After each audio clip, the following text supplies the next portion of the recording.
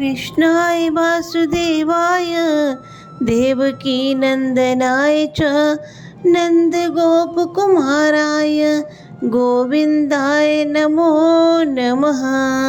आप सभी को मेरा प्रणाम। आज मैं आपको श्री देवाजी पंडा की कथा सुनाने जा रही हूँ। अपने भक्त के लिए भगवान अपने वेश को भी बदल देते हैं और अपने केश को भी बदल देते हैं। उदयपुर के समीप श्री रूप चतुर्भुज स्वामी जी का मंदिर है। देवाजी पंडा उसमें पुजारी थे।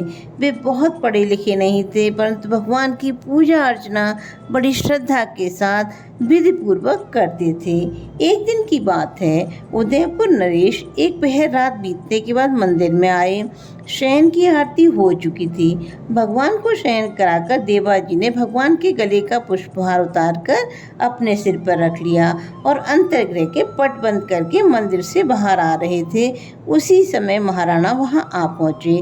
दरवाजे पर अकस्मात महाराणा को देखकर देवाजी घबरा कर मंदिर में घुस गए और उन्हें पहनाने के लिए भगवान की माला ढूंढने लगे।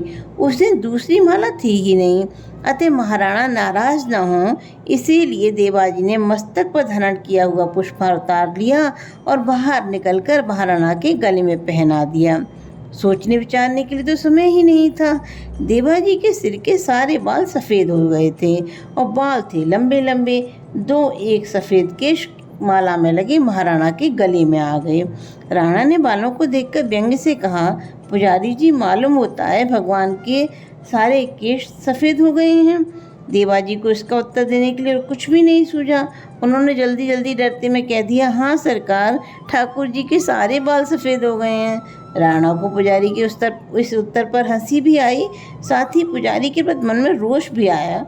उन्होंने गंभीर होकर कहा, मैं कल स्वयं आकर देखूंगा। ये कहकर भी लौट गए। देवाजी ने उतावली में राणा से कह तो दिया। अब उनको बड़ी चिंता हो गई। प्रातःकाल राणा आएंगे और भगवान के सफ़ेद बाल न पाकर जाने क्या करेंगे। देवाजी की आंखों से नींद उड़ गई। खाया तो कुछ था ही नहीं। आंखों से आंसुओं की धार बहने लगी। देवाजी ने कहा, मेरे स्वामी, मेरे मुंह से ऐसी बात निकल गई है। तुम तो नित्य नवकिशोर हो, तुम्हारे सफ़ेद केश कैसे? पर सवेरे महाराणा आकर जब तुम्हारे काले बाल देखेंगे तब इस सेवक की क्या स्थिति होगी? यूँ कहकर देवाजी फफक कर रो पड़े। उसी प्रकार भगवान को पुकारते और रोते कलपते रात बीती। प्रातः देवाजी ने नहा धोकर कांपते कांपते अंतर्गृह के किवाड़ खोले। उनका हृदय भय के मारे धक धक कर रहा था। किवाड़ खोलते ही देखा कल्याणमय कृपा कल्पतरु श्री विग्रह के समस्त केश शुभ्र हो गए हैं। देवा के हृदय की विचित्र दशा है। ये स्वप्न है कि साक्षात?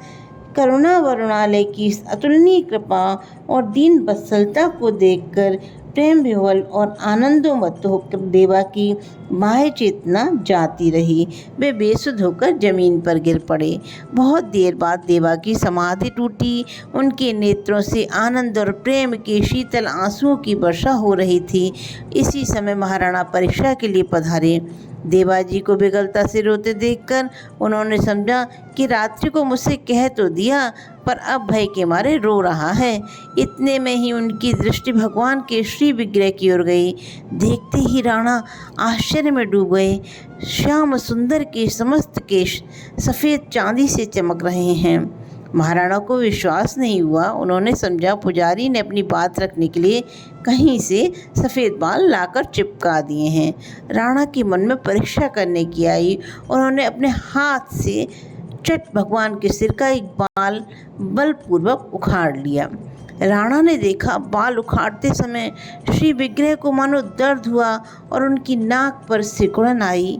इतना ही नहीं, बाल उखड़ते ही सिर से रक्त की बूंद निकली और वह राणा के अंगरखे पर जा पड़ी। राणा यह देखते ही मूर्छित होकर जमीन पर गिर पड़े। पूरा एक पहर बीतने पर महाराणा को चेत हुआ।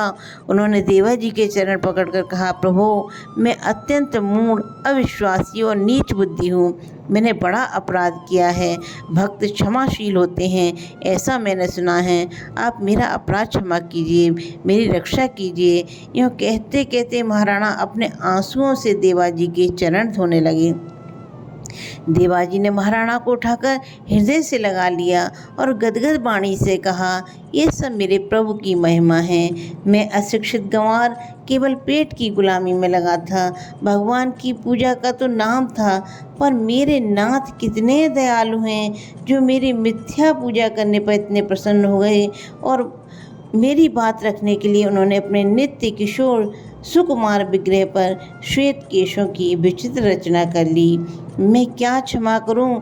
मैं तो स्वयं अपराधी हूँ। राजन, मैंने तो झूठ बोलकर आपका तथा भगवान का भी अपराध किया था, पर वे ऐसे दीन वत्सल हैं कि अपराधी के अपराध पर ध्यान न देकर उसकी दीनता पर ही रीझ जाते हैं। राणा तथा देवा दोनों ही भगवान की कृपालुता का स्मरण करते हुए रो पड़े। श्री चतुर्भुज ने राणा को आज्ञा की, तुम्हारे लिए यही दंड है कि जो भी राजगद्दी पर बैठे वह दर्शनों के लिए मेरे मंदिर में न आए। इस आज्ञा के अनुसार उनकी आन मानकर जो भी राजा उदयपुर की राजगद्दी पर बैठते हैं वे दर्शन करने मंदिर में नहीं आते हैं। बोलो जय श्री कृष्ण।